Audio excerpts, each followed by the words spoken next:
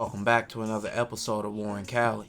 In this episode, I'm going to detail a once highly publicized case, the story of Scott Peterson and his wife Lacey Peterson. Scott was born on October 24th, 1972 in San Diego, California. By the end of his high school years, Scott was known as a top golfer in San Diego. In 1990, Scott enrolled at Arizona State University on a golf scholarship. Scott later transferred to Cal State University. Lacey was born May 4th, 1975. She herself would later attend Cal State University. While at Cal Poly, Scott worked at Pacific Cafe.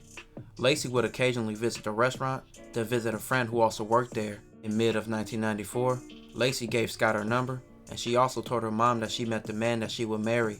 Scott later called Lacey, and they began dating. As the relationship grew more serious, Scott put aside his dreams of professional golf in order to focus on a business career. The couple dated for 2 years and eventually moved in together. In 1997, Lacey graduated college and the couple decided to get married. Scott would finish his senior year of college and Lacey would decide to take a job. Around this time, it was said that Scott started having a string of affairs.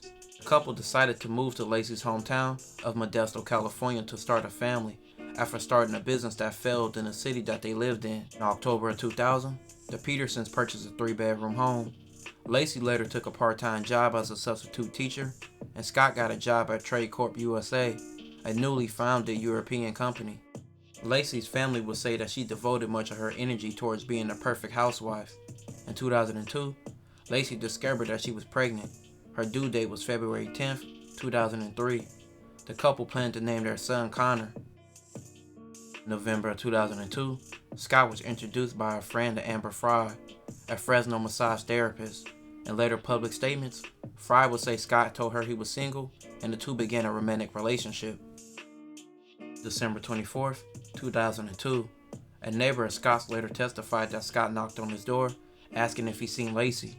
The neighbor and his wife both testified overhearing Scott saying that he'd been golfing that day and tried to call Lacey. A relative of Lacey's will also later testify when friends and family began gathering at the Peterson home that night. They were worried because it was not like Lacey to go missing or not respond to family and friends. Scott would keep the same alibi. He would tell everybody that he went to play golf. Scott and Lacey's family would later report her missing, and Lacey was 7 months pregnant by this time. This got a lot of media coverage. After Lacey's disappearance, Scott's behavior was described as a strange combination of polite, arrogant, distant, impatiently irritable, and many other things. He just didn't seem like a man who was crushed or even disturbed by his wife's disappearance, many people said. Scott told many people that he was golfing during the time of Lacey's disappearance, but he told the police that he was fishing. Though police suspected foul play almost immediately, they did not treat the case as suspicious with the first few hours. January 17th, 2003, it came out that Scott was cheating on his wife with multiple women. On December 30th, 2002, Amber Fry informed the police of their relationship after she discovered he was a person of interest in Lacey's disappearance. Okay, first of all, I met Scott Peterson November 20th, 2002. I was introduced to him. I was told he was unmarried. Scott told me he was not married. We did have a romantic relationship. When I discovered he was involved in the Lacey Peterson disappearance case, I immediately contacted the Modesto Police Department. Although I could have sold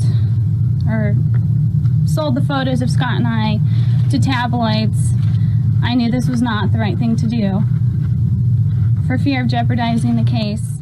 Amber also informed the police that Scott told her on December 9th, just 2 weeks before Lacey's disappearance, that he was a widow. He even said it would be his first Christmas without his wife. Police considered whether this was indication that Scott had already decided to kill Lacey. It became an intense search for Lacey, and a $500,000 reward was issued for her return. Scott would do several interviews trying to clear his name. Home wants the answer to the same question. Did you murder your wife? No, I did not. And I had absolutely nothing to do with her disappearance. And use the word murder, and yeah, I mean, that is a possibility. It's not one we're ready to accept, and it creeps in my mind late at night and early in the morning. And during the day, all we can think about is the right resolution is to find her well. But as you know, increasingly, in the public, suspicion has turned on you. Yes, definitely.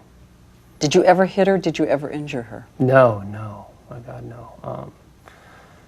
Violence towards women is unapproachable. It is the most disgusting act to me.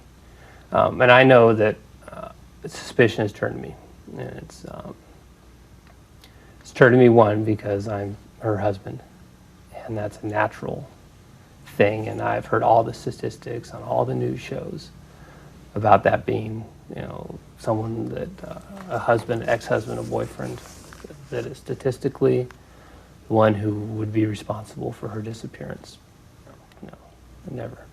I was answered your question because of the suspicion that it's been turned to me, and it turned to me because of the inappropriate romantic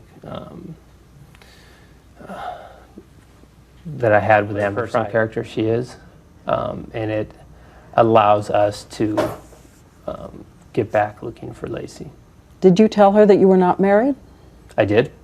And then when Lacey disappeared, I called her, and admittedly it wasn't immediately. It was a couple days after Lacey's disappearance that I telephoned her and told her the truth.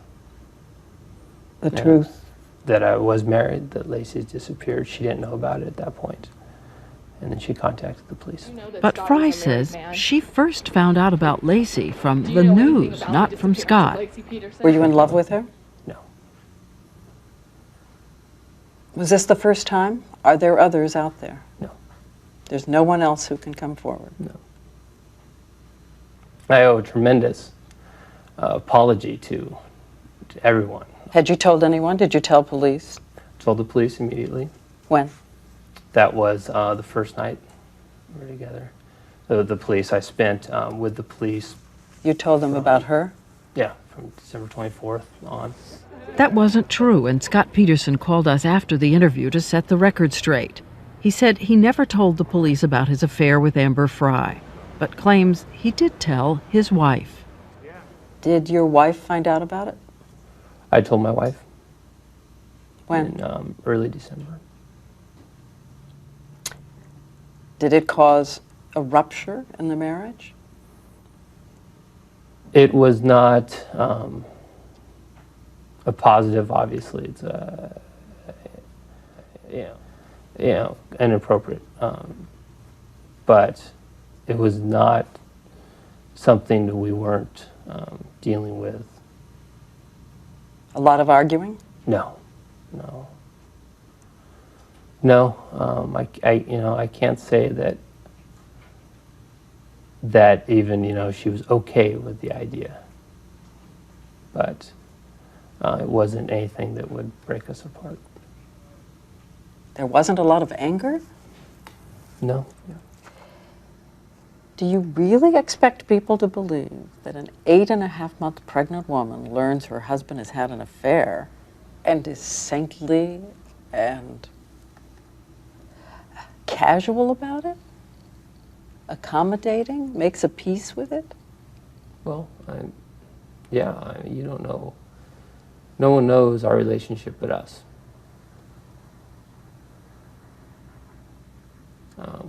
And that's at peace with it, not happy about it. Why did you tell her? It was the right thing. Because again, you know that people sitting at home have imagined that either you were in love with someone else, therefore you decided to get rid of this entanglement, namely your wife and your child, or there was just an angry confrontation. Neither of those was the case. It's that simple. He insisted all was well between him and Lacey. Tell me. On April 13th, 2003, A couple walking their dog found the decomposing body of a late-term male fetus in the area of a San Francisco Bay shore. Days later, a body of a recently pregnant woman was washed up on the shoreline of the bay, 1 mile away from where the baby body was found. The woman's body parts had been chopped off. April 18, 2003, the results of DNA tests verified that they were the bodies of Lacey and of her unborn son.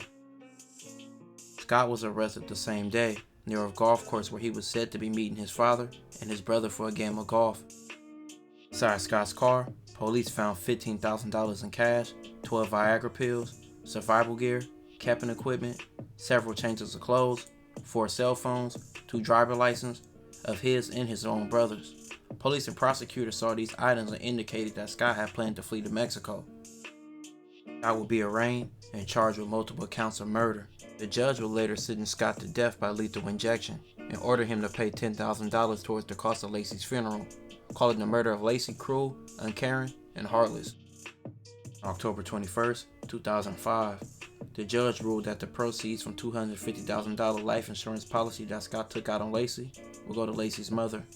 Scott arrived at San Quentin State Prison in the early morning hours of Wednesday, March 17, 2005. He joined the 700 other inmates that was on death row. After years of trying to get off death row, Scott was retried and sentenced to life in 2021. Sentencing Scott Peterson to life in prison today without the possibility of parole. Peterson was convicted of killing his pregnant wife, Lacey, and their unborn baby back in 2005. But the state Supreme Court overturned his sentence last year. NBC News correspondent Guad Venegas is in Redwood City, California. Guad, this is a case that captured national attention. No cameras were allowed in the court today. So tell us about the judge's decision. What happened?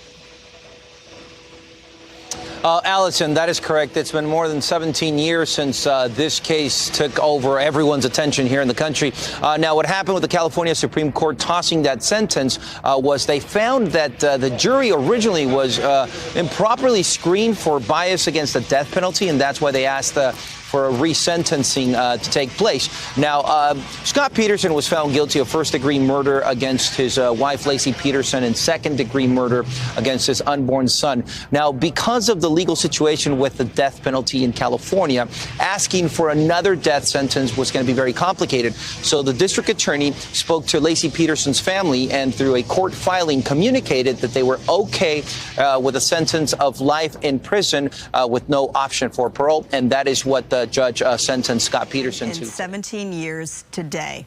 Lacey's sister told the court, quote, "It's been 19 years and there's not a day that goes by that I don't think about my sister." Lacey was 8 months pregnant when she was killed on Christmas Eve. It has been over 15 segments about this case and Scott and Lacey's story, including documentaries and movies, and one movie being called The Perfect Husband, the Lacey Peterson story. Even Scott's mistress, Amber Frye, got a movie and a book called Amber Frye, Witness for Prosecution. The story was a tragedy, with Scott killing his innocent wife and unborn child. RIP to them both. This will conclude this episode. If you haven't already, check out my previous episodes. Don't forget to like, comment, and subscribe.